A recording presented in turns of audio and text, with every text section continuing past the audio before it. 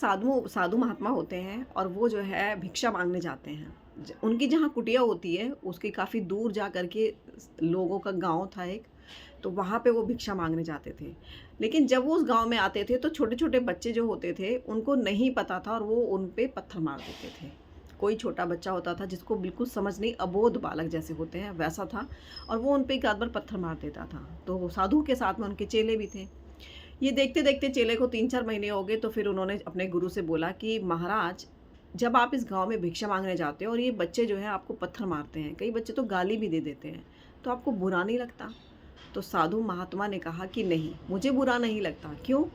क्योंकि जब तक हम किसी चीज़ को एक्सेप्ट नहीं कर लेते कि ये मेरे लिए है, तब तक आपको वो चीज़ ना चुभेगी ना लगेगी।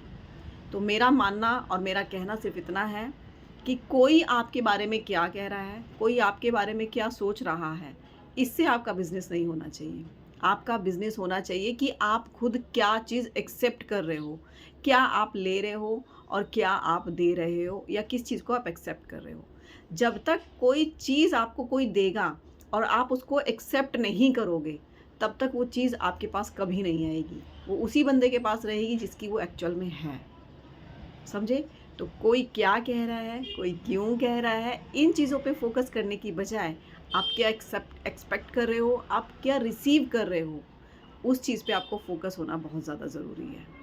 तो जब कोई आपके बारे में बुरा बोले या ख़राब बोले, जब तक आप उसको एक्सेप्ट नहीं करोगे कि यस ये खराबी मेरे अंदर है, यस ये प्रॉब्लम मेरे अंदर है, तब तक उन चीज़ों का आपके ऊपर इफ़ेक्ट नहीं होना चाहिए। किसी के बोलने से और किसी के कह देने से हमें नहीं रुकना चाहिए। हमें अपनी राह पर अग्रसर रहना चाहिए, आगे बढ़ते रहना चाहिए। Till then bye bye and do take care of yourself.